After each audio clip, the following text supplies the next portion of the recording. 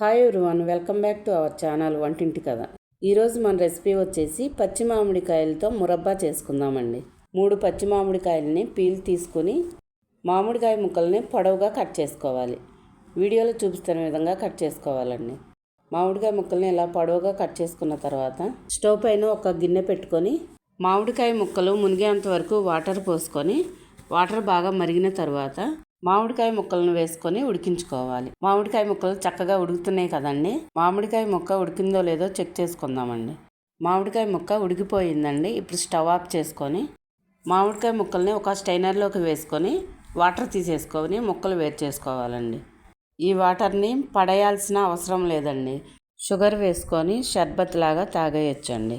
మామిడికాయ ముక్కల్లోని వాటర్ అంతా పోయిన తర్వాత మామిడికాయ ముక్కల్ని ఒక మందపాటి కళాయిలోకి వేసుకొని తురుముకున్న బెల్లం వేసుకొని తీగపాకం వచ్చే వరకు ఉడికించుకోవాలండి.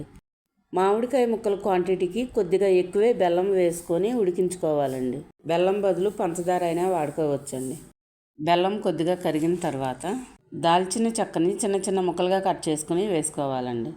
3 ఇలాచీని దంచి వేసుకోవాలి. దాల్చిన చెక్క ఇలాచీ వేసుకుంటే మురబ్బాకి మంచి ఫ్లేవర్ వస్తుందండి.